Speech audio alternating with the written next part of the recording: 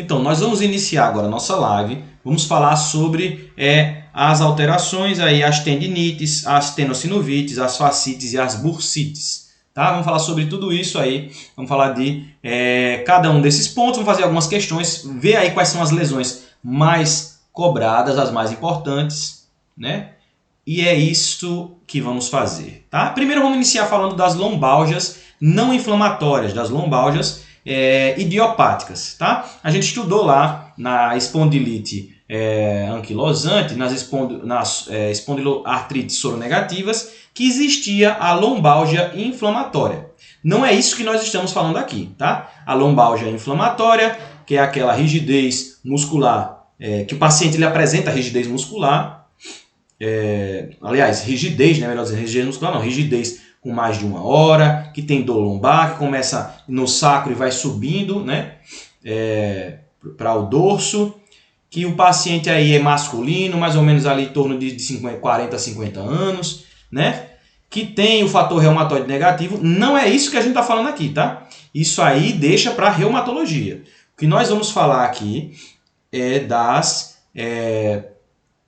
das lombalgias não inflamatórias, idiopáticas, certo? Que geralmente aí vão ser causadas nos pacientes que são jovens, em torno de 35 anos, nós podemos apresentar aí. E existem vários fatores que auxiliam, né? Ou então que predispõem a esse tipo de alteração. Tá? Pacientes que são sedentários, por exemplo, obesos, que se mobilizam pouco, eles vão ter aí a maior probabilidade. São fatores de risco para apresentar essa dor lombar, né? Essa lombalgia não inflamatória. Beleza? Agora, quais são então as características principais dessa alteração? Primeira coisa que quando a gente tem uma dor lombar, a gente tem que descartar causas graves dessa dor. Tá? Então, quais são os pontos que nós vamos ter que descartar? Quando é que eu vou suspeitar que essa lombalgia está sendo causada por alguma alteração que é grave e que eu necessito fazer um exame complementário aí mais específico para descartar outras causas de patologia? Se o paciente tiver alterações neurológicas associadas, como por exemplo, fraqueza muscular, ou então disfunção esfincteriana, né? Ou anestesia em cela, né? Então eu já tenho que pesquisar outras causas. Se o paciente ele tem imunossupressão, ou se ele é usuário de drogas intravenosas, ou se ele tem alguma história recente de trauma, ou então de câncer, né? Se esse paciente ele teve um emagrecimento ou uma febre de início recente, né? Se ele piora a sintomatologia à noite, se ele apresenta a rigidez matinal mais de 1 hora, então eu vou pensar em outras causas e eu vou ter que fazer exames complementares. Em pacientes mais idosos, maiores de 70 anos, né, que tenham osteoporose, que sejam usuários de corticoterapia a longo prazo, porque aí vão ser imunossuprimidos, né? Ou então que tenham uma dor maior de 6 semanas. Então são nesses casos que a gente vai pesquisar. Qualquer alteração sugestiva de gravidade, nós temos que fazer exames complementares mais específicos. Então quando o paciente é jovem, não tem nada associado, somente a dor lombar, com as características tranquilas, sem alteração neurológica, sem imunossupressão, sem neoplasia, sem trauma, então a gente vai, não é usuário de droga intravenosa, não é usuário de corticoide, não tem lombalgia inflamatória, não tem características de lombalgia inflamatória, né? Então a gente vai pensar aí uma lombalgia simples. Para fazer o diagnóstico, então, é com exame clínico. Eu não vou precisar fazer exames complementares nesses pacientes aí que não tem risco aí de apresentar a gravidade, né? Quadros graves. Então, o paciente ele tem uma dor lombar que irradia aí para nádegas, que irradia para a face plantar, mas que não apresenta outras características de gravidade, tá? O paciente ele pode, como consequência, apresentar hérnia de disco, ele pode vir a apresentar um espessamento do ligamento amarelo, ele pode apresentar também outras alterações, osteófitos, por exemplo, pode, futuramente, mas aí, apresentando mais alterações, nós vamos fazer exames complementares, certo? Por enquanto, o diagnóstico é clínico, tá? Aí, como é o tratamento? O tratamento ele vai se firmar nos sintomáticos, fármacos sintomáticos. Então, vou começar com analgesia, tá?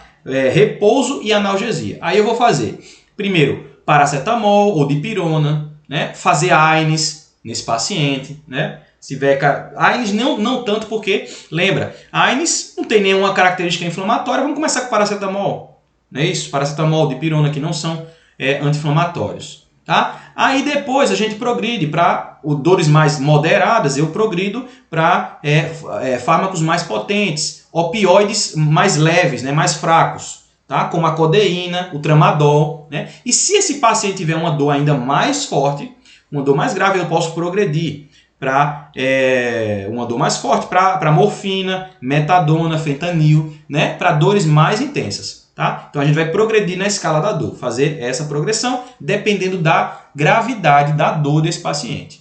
Certo? Mas sempre associar o opioide aos analgésicos simples. Então faço analgésicos simples, se não, eu faço opioides fracos, depois opioides mais fortes e sempre associando aos analgésicos simples. Tá? Sempre associando a esses analgésicos simples. Beleza, vamos fazer aqui uma questão sobre lombalgia, para a gente poder ver como é que eles perguntam para a gente, né? Sempre fazendo aí casos clínicos. Vamos ver aqui, questão 38. Não escrevi, vou escrever agora para você que está vendo aqui pela primeira vez, ó. Questões na bio. Tá? Baixe. Quem não tem as questões estão ali, aqui no meu Instagram, na bio, né? Você vai lá na bio. O que é a bio? Bio é aquele linkzinho azul que aparece perto da minha foto, na minha página principal aqui, no meu perfil aqui do Instagram. Você vai lá, clica lá no linkzinho e vai aparecer as questões para você baixar. Questões de ortopedia. Tá? Vamos fazer a questão 38. Diz assim, ó. Mulher de 35 anos de idade, de antecedentes apenas de síndrome metabólica, em tratamento não farmacológico. Tem dor lombar, vespertina, sem outros sintomas associados. O exame físico é normal. Qual é a conduta mais apropriada nesse momento? Ó, a gente tem uma mulher jovem, 35 anos, tá? Que ela tem síndrome metabólica, ou seja, ela está acima do peso, né? Síndrome metabólica é o quê? A circunferência abdominal, o HDL, né? Alterada, pressão arterial, todas essas características aí de síndrome metabólica, tá? Esse paciente deve estar com IMC alterado, pode ter obesidade aí, né? Então ela tem aí fator de risco, né? Que é o síndrome metabólico, obesidade, para poder apresentar essa lombalgia idiopática, né? Ele disse que piora uma dor vespertina. A gente falou que as características de gravidade são que a dor piora à noite, tá? Então essa daí, ela possivelmente ela fica muito tempo parada, né? E aí, ou sentada ou deitada, e aí ela tem essa dor lombar. Certo? Imobilidade por muito tempo. Tá? Aí apresenta essa dor lombar. Não tem nada alterado no exame físico, ele disse que era normal. E aí, o que é que eu vou pensar nessa paciente jovem? Não vou, primeiro que é uma mulher, né? Se fosse um homem, 50 anos, que tinha as características de rigidez matinal, né? Maior de 1 hora, aí eu pensaria aí em espondiloartrites soronegativas. Mas nesse caso não, né? Tem uma paciente aí, tá tudo certinho, exame físico normal. Então o que é que eu tenho que fazer? Inicialmente, não tenho que pedir nenhum exame complementar, né? Então dosar hemograma, proteína C reativa, VHS, raio-x de coluna lombar, não vai ser uma coisa que a gente vai fazer logo de cara. Não é a primeira coisa que a gente faz, né? Realizar ressonância magnética de coluna lombar, não tem nenhuma alteração neurológica associada, não tem nada que vai me chamar a atenção, né? Prescrever tramadol, mais ciclobenzaprina e reavaliar. Então, na escala da dor, primeiro a gente vai começar o quê? Com paracetamol, com AINES, né? São os primeiros fármacos que a gente faz. Então, a resposta correta é a letra D. Prescrever AINE por 3 a 4 semanas e reavaliar, tá? É isso que a gente vai fazer. Piorando a dor, a gente progride aí numa codeína, num tramadol, com certeza, certo? Então, primeira, a conduta nesse momento vai ser a prescrição dos AINES, tá? Ou poderia ser paracetamol, né? Resposta letra D, tá? Vou fazer mais um aqui. Diz assim, homem de 23 anos queixa-se de dor lombar súbita após esforço, há 2 horas. Olha, tá vendo aí? Ele teve uma dor porque fez Então, isso daí tá mostrando o quê? Há 2 horas, uma dor aguda lombar. Não tinha nenhuma alteração e de repente fez um esforço, né? O que ele teve, possivelmente? Teve uma distensão muscular, né? Aí de exame físico, dor à palpação da musculatura paravertebral, reflexos osteotendinosos presentes e simétricos em membros inferiores. Sinal de LASEG negativo. Além da analgesia, a conduta é. Então, o que a gente vai pensar aí nesse paciente? O que eu vou pensar nesse paciente? O que eu vou fazer? Qual vai ser além da analgesia, a conduta é? Letra A, repouso. Letra B, radiografia de coluna lombar. Letra C, tomografia computadorizada de coluna lombar. Letra D, ressonância magnética de coluna lombar. O que vocês marcariam aí? Letra A, B, C ou letra D? Homem, 23 anos, foi levantar um peso, aí de repente teve uma dor lombar súbita. Tem a dor na palpação da musculatura paravertebral, tem o sinal de LASEG negativo e tem os reflexos osteotendinosos aí presentes e simétricos. Não tem alteração neurológica, não tem indícios de neoplasia, nem de nada. O que a gente vai fazer? Paciente aí, repouso, né? Simples assim, não vou precisar pedir nenhum exame complementar. Tá? Permanecendo a dor mais de 6 semanas, aí eu posso pedir um exame complementar. Mas por enquanto não. Né? Só tem há 2 horas, então sem nenhum problema. Vou fazer mais um aqui sobre lombar, dor lombar. Tá? 25. Ó. André, 35 anos de idade, queixa-se de dor em região lombar direita há 2 semanas, com irradiação para membro inferior direito. Sem alívio, com paracetamol 500 mg. Ao exame, sente dor à palpação da musculatura paravertebral e de região lombar direita. Não apresenta alterações no exame neurológico. A conduta mais adequada é: letra A, solicitar ressonância magnética de coluna lombar. Letra B, solicitar radiografia simples de coluna lombar e sacral. Letra C, realizar manejo expectante sem solicitação de exames de imagem com reforço da analgesia. Letra D, encaminhar para o ortopedista, pois a irradiação, como sintoma, evidencia sinal de gravidade. E aí? O que é que vocês acham aí dessa pergunta? Qual é que você marcaria? Letra A, letra B, letra C ou letra D? Aqui no nosso amigo André, de 35 anos de idade. Qual seria a sua resposta aí nesse caso? Letra A, solicitaria uma ressonância magnética de coluna lombar. Letra B, solicitaria uma radiografia simples de coluna lombar e sacral. Letra C, realizar o manejo expectante sem solicitar exames de imagem, com reforço da analgesia. Letra D, encaminhar para ortopedista, pois a radiação com sintomas evidencia sinal de gravidade. E aí? Como a gente falou para vocês o sinal de gravidade, né? Quando eu tenho uma dor mais do que 6 semanas, neoplasia, trauma, paciente imunossuprimido, paciente maior do que 70 anos, paciente que tenha dor mais do que 6 semanas, aí eu podia dizer que era sinal de gravidade. Não era isso? Mas aí a irradiação para a face interna da coxa, a irradiação para o membro, não é sinal de gravidade não. Tá? Não é sinal de gravidade. Tá? Certo? Então não é. Isso daí não é. Irradiação para os membros inferiores não é sinal de gravidade. Então, o que eu vou fazer? Não vou solicitar exame de imagem, por isso a letra B está errada. Letra D também está errada, porque não é sinal de gravidade, então a resposta é letra C. O que eu vou fazer? Eu vou aumentar a analgesia. Vou colocar aí uma codeína, um tramadol, né? E ver aí como é que o paciente responde. Associado ao paracetamol, né? Vou aí colocar uma codeína ou tramadol, certo? É isso que eu vou fazer nesse paciente. 25, resposta letra C. Tá? Então isso aí é a dor lombar. Primeira coisa que a gente está vendo aqui dentro da nossa live. A próxima coisa que eu queria falar para vocês aí são algumas alterações. Aí a gente vai falar de algumas alterações pontuais que são muito cobradas, tá? Desses temas aí, as principais alterações que nós vamos falar, né? Das tendinites e tal, certo? Então vamos falar primeiro da lesão do manguito rotador, tá? Primeira lesão aí que nós vamos falar, tá? Depois da lombalgia, é a do manguito rotador, tá? Vocês lembram quais eram os músculos que faziam parte do manguito rotador? A gente tinha o supraespinhal, o infraespinhal, o subescapular e o redondo menor, tá? O supra e o infraespinal e o subescapular junto com o redondo menor. Esses eram os músculos que faziam parte do manguito rotador, né? Que essa musculatura aqui que tem a responsabilidade da mobilidade aqui dessa região aqui do ombro, né? Faz toda a mobilidade aqui, todos os movimentos dessa região aqui próximo ao deltoide, né? Dessa articulação aqui, a articulação do ombro, né?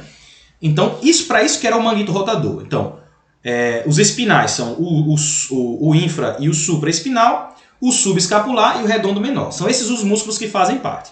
Quando a gente tem lesão de algum desses músculos, né, tendões desses músculos, alguma alteração, nós vamos apresentar a dor são 4, exatamente, são 4.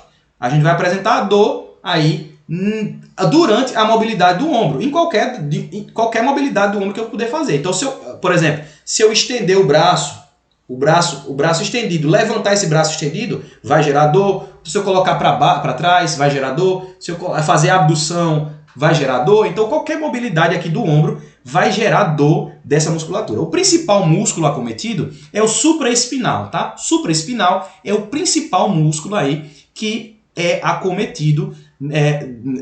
Dentro desses 4 músculos, o supraespinal é o mais acometido. Agora, as causas vão acontecer quando existe impacto, trauma nos tendões desses músculos, principalmente aí no supraespinal, tá? O efeito vai ser essa dor quando eu fizer a mobilidade dessa articulação do ombro, para qualquer uma das posições, né? Então, uma dor noturna na face lateral do braço, né? Que piora durante a elevação, tá? Que ela tem migração posterior para a cabeça humeral, tá? Limitação da rotação interna, qualquer alteração da mobilidade, dor durante a mobilidade da articulação do ombro, a gente vai pensar aí em lesão dos músculos do manguito rotador, tá? Existem alguns testes clínicos, que aí eu vou falar para vocês, porque é muito interessante esses testes. A gente tem o teste de Neer.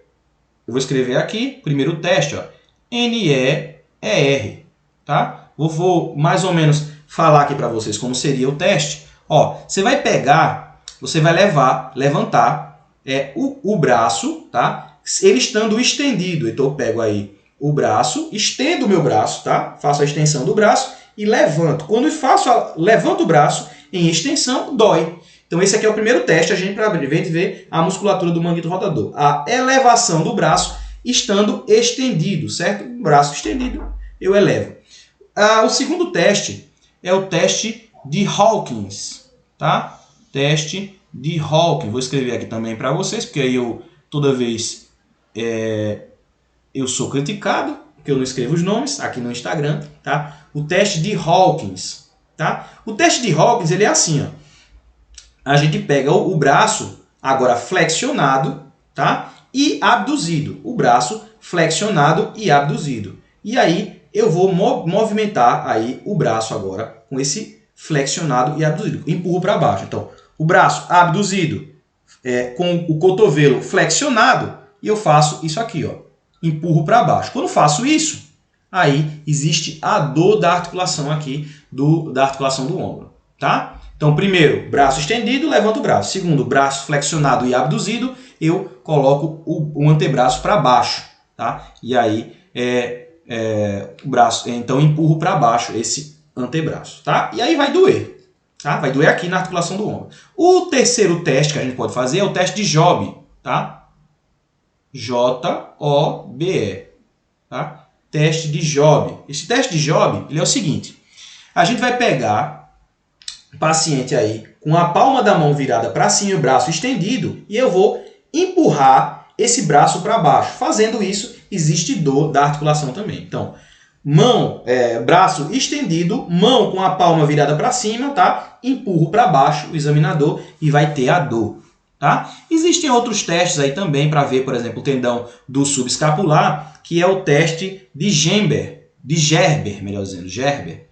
O teste de Gerber, vou escrever aqui também, Gerber do mesmo jeito que se fala, tá? Vou pegar aí a minha mão, vou colocar para trás, tá? E aí vai existir a dor. Então a gente vai fazer a mobilidade, né? Coloco a mão aqui para trás, mobilizo a minha mão para trás e aí vai gerar essa dor na articulação, tá? Teste de Gerber. E o teste de PATE, ou PATE, que é o PATTE, próximo teste, de PATE ou de PATE, né? Ou de PATU, não sei como é que se fala, ele vai avaliar aí, uma lesão do tendão infraespinal. Vou pegar aqui o braço, assim, abduzido, levantado, né? Flexionado, e vou colocar para trás. Ó. Vou pegar aqui para trás, tá? Braço, antebraço levantado, braço, cotovelo flexionado, e vou fazer aqui, ó,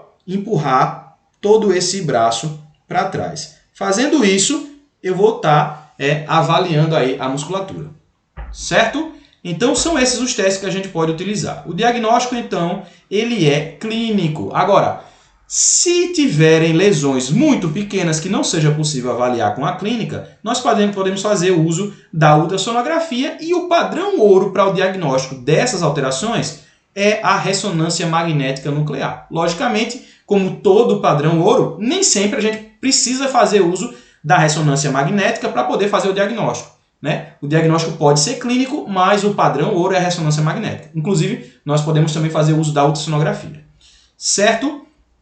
Beleza. E qual é o tratamento? O tratamento na maioria dos casos, o tratamento ele é clínico sintomático. Então, eu vou fazer analgesia com aí AINES, paracetamol, e aí ele vai progredir, né? Quanto maior a dor, vou fazer a progressão. No caso dos pacientes que têm uma dor que ainda se apresenta depois de 3 a 4 meses, isso evidencia que existiu ruptura, e aí eu necessito fazer a sutura do músculo, tá? 3 a 4 meses de dor, então a gente já vai partir para a cirurgia, certo? Então vamos aí fazer agora algumas questões. Vamos fazer a questão 35 aqui da nossa lista. Vou fazer aqui a questão 35. Vamos ver aqui o que é que nos pergunta a questão. Tá? Questão 35 diz assim, ó. Trabalhadores de um frigorífico de bovinos que utilizam força do manuseio de fações e mantêm os braços elevados acima do nível dos ombros, têm procurado o serviço médico por dores osteomusculares. O trabalho é executado em pé e a jornada diária atinge até 10 horas. Queixam-se comumente de dor intermitente na... Peraí. Vamos fazer... Desculpa aí, vamos parar essa daí. Tá? Daqui a pouco a gente faz essa daí. Eu quero fazer essa daqui a pouco. Vamos fazer a próxima. Prometo que a gente faz essa, tá? Mas é porque depende de eu falar das outras alterações para a gente poder fazer essa daí. Então vamos fazer logo a 45 e depois a gente faz essa daí quando eu falar das outras alterações, tá? Só um tempinho. Comecei a ler aqui e lembrei que depende de conhecimento de outras coisas para a gente poder fazer essa questão. Então vamos fazer a 45. Vamos parar um pouquinho da 35. Daqui a pouco a gente faz ela. Eu prometo que a gente faz ela. Mas vamos fazer essa 45. Diz assim, ó. O músculo do manguito rotador que realiza rotação interna do ombro é o letra A, redondo menor, letra B, redondo maior, letra C, supraespinoso, letra D, subescapular e letra E, infraespinoso. E aí, quem lembra da anatomia? Qual é o que faz rotação interna? Tá? O redondo menor, o redondo maior, o supraespinhoso, o subescapular ou o infraespinhoso? Primeiro que o redondo maior não é do manguito rotador, então já excluímos ele, né? Já excluímos a letra B, né? Já está excluída. Qual é que faz rotação interna do ombro? E aí? Digam aí, letra A, letra B, letra C, letra D ou letra E?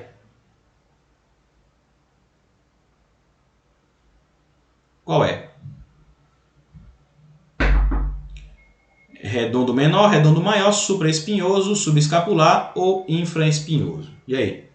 O que é que vocês marcariam aí que faz a rotação interna? Sabe qual é? O que faz rotação interna, você pode ver a musculatura, né? Os movimentos que faz, é o subescapular. Tá? É o que faz a rotação interna. Beleza? Tá certo. Então vamos falar das outras patologias para que a gente possa fazer a questão 35. Já vou deixar ela aqui já no ponto para ser a próxima que nós vamos fazer. Então, ó, agora de patologias eu tenho uma outra patologia que eu queria falar para vocês, algumas outras patologias, melhor dizendo, né? Que eu queria falar para vocês. E a primeira dessas próximas patologias, é a tenossinovite de Dequervain, tá? Tenossinovite de Dequervain. O que acontece nessa tenossinovite de Dequervain? Ó, a gente tem, que é na 35, a primeira letra A, né, que aparece aqui, tenossinovite de Dequervain. Essa tenossinovite, ela é causada pela constricção da bainha comum dos tendões aí que fazem parte do adutor longo e do extensor curto do polegar. Então a gente tem, ó, os músculos que fazem a adução e extensão do polegar. Existe uma bainha que ela é comum. Esses tendões eles estão dentro da mesma bainha. Tá? Quando existe constrição dessa bainha, então existe constrição dos tendões, a gente vai apresentar essa tenossinovite de Dequervain. Para poder verificar e diagnosticar de forma clínica, né, que diagnóstico é clínico, eu vou fazer um teste bem simples aí. Eu vou segurar o polegar, tá?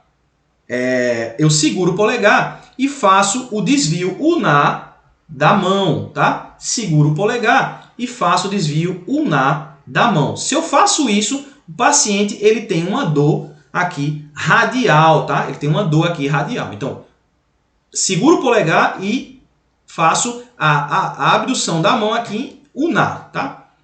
Vou ali fazer aí o desvio ulnar dessa mão. Quando eu faço isso, o paciente tem uma dor radial, tá? Se tiver isso daí, está diagnosticado, né? Tenossinovite. Quem são os pacientes que geralmente eles têm essa tenossinovite de Dequervain? São os pacientes que fazem muito esse movimento. Por exemplo, pacientes que têm, mulheres, por exemplo, ou homens que mexem muito com tesouras, ou então cortadores assim, né? Que tem que fazer esse movimento aqui repetidamente e com uma certa força. Então eles apresentam a tenossinovite de Dequervain. Tá? O diagnóstico, então, é por esse sinal que a gente chama de sinal de Finkelstein. Tá? Vou escrever aqui também, Finkelstein. Sinal de Finkelstein. Tá? Sinal de Finkelstein. Esse é o sinal que o paciente apresenta dor. Tá? Seguro o polegar, abro aqui, pacientes que têm essa mobilidade, com, por exemplo, usando tesouras. Aí eles apresentam esse sinal positivo, tá certo?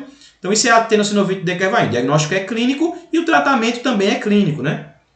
Tratamento com analgésicos, com AINES, corticoides e imobilização. Quando são casos mais graves, eu posso fazer a liberação do compartimento, uma liberação cirúrgica, né? Fazer a abertura aí dessa bainha, tá? Mas em casos mais graves, certo? Então vamos fazer agora, vamos falar um pouquinho sobre as outras patologias que aparecem aí, tá? A gente tem a síndrome do túnel do carpo, né? A síndrome do pronador redondo, a síndrome do manguito rotador a gente já falou, e a síndrome do desfiladeiro torácico. Vamos falar um pouquinho dessas outras alterações para a gente poder fazer essa questão. Ó, a síndrome do túnel do carpo a gente já conhece, né?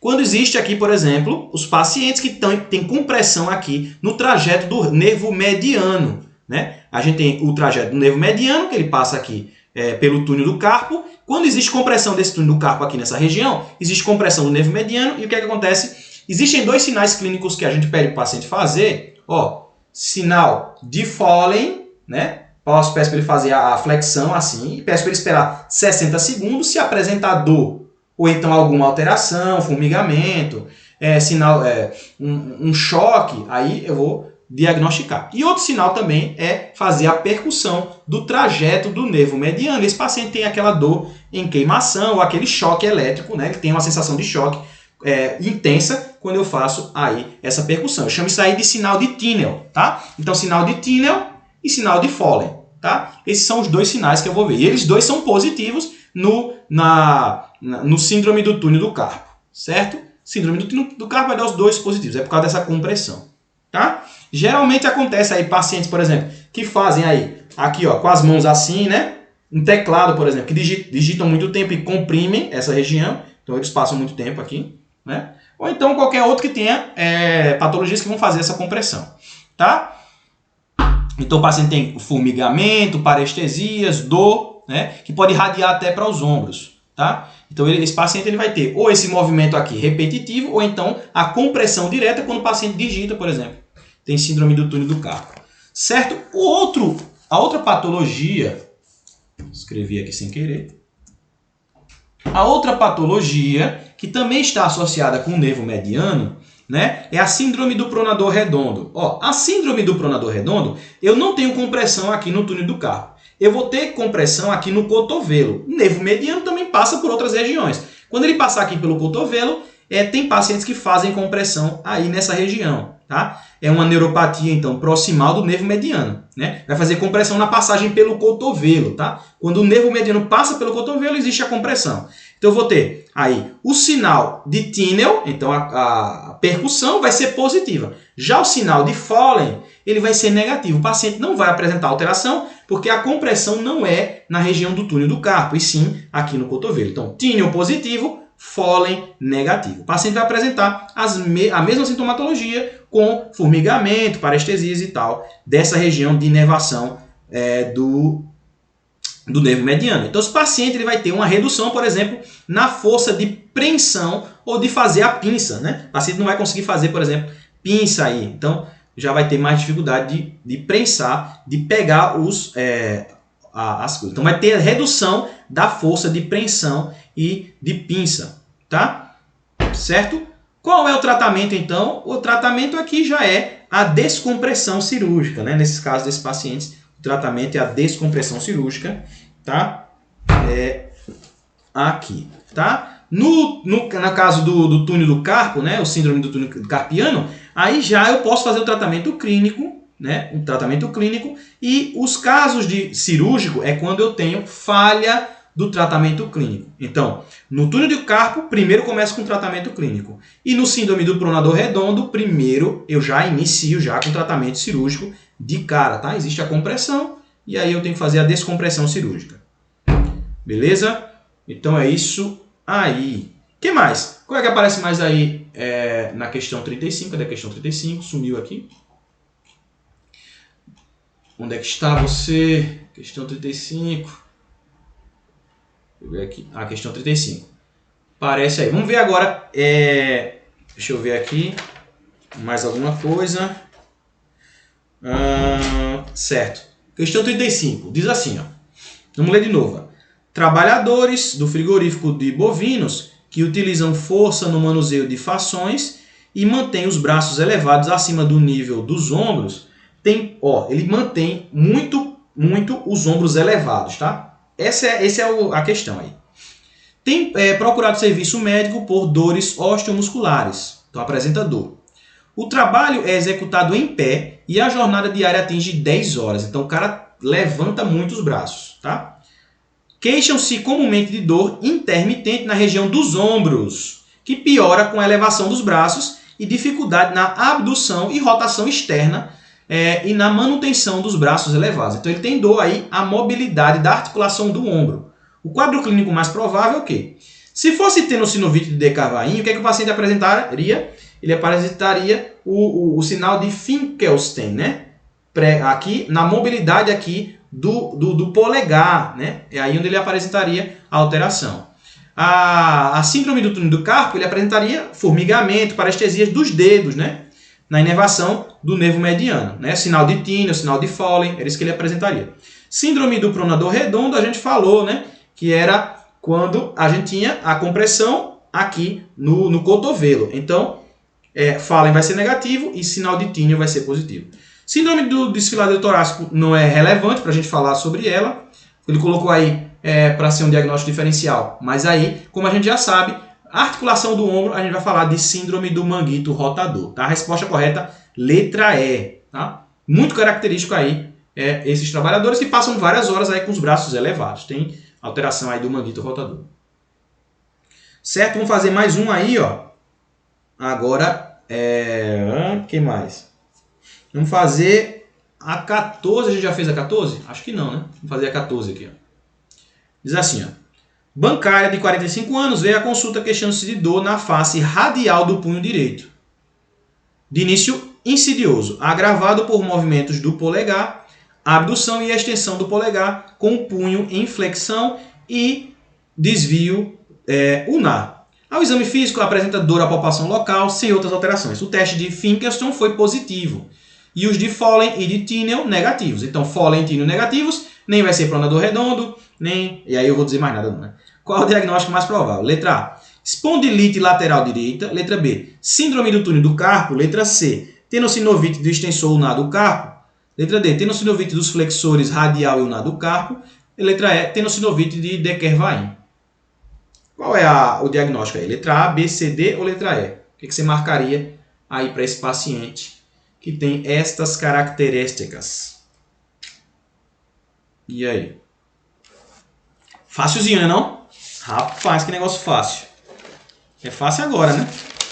Ou então é fácil depois que você revisa. Mas para lembrar dessas coisas é que é o terrível, né? Mas é isso, ó. A gente já... e se você pegar esses resumos e aplicar na sua prática clínica, eu tenho certeza que vai enriquecer muito o seu diagnóstico, né? Quando você vir um paciente aí, você já vai, ó, dor lombar, você já vai saber aí, paciente jovem, manda para casa, repouso, analgésico. Paciente tem uma dor aqui no dedo, não vai vir, né, com uma dor no dedo, só se estiver muito dolorido. Paciente tem uma dor aqui no ombro, né? Então, é muito rico isso para nossa prática clínica, tá? Com poucas coisas a gente consegue fazer o diagnóstico diferencial, não é verdade? Então aí, esse aqui é o caso específico da tenossinovite de Decker-Vain, né? Sinal de Finkelstein é positivo e o sinal de Follen e de Tinel ele é negativo. Se fosse síndrome do túnel do carpo, seria positivo o Tinel e o Follen, né? Certo? Vamos falar agora da espondilite. A espondilite medial e a espondilite lateral, tá? A gente fala delas agora e a gente finaliza a live. A espondilite lateral, ela é uma inflamação da musculatura do antebraço no epicôndilo medial. A espondilite medial vai ser no epicôndilo medial do braço, né? Do húmero, né? Do húmero. A gente tem aí no epicôndilo medial do húmero, a gente vai ter a inflamação aí nessa zona de epicôndilo medial, tá? Vai ser típico dos pacientes que vão jogar golfe. Então, jogando golfe, ó, indo para medial, né? Quando ele acerta a bola, ele vai de lateral para medial. E aí ele lesiona o medial.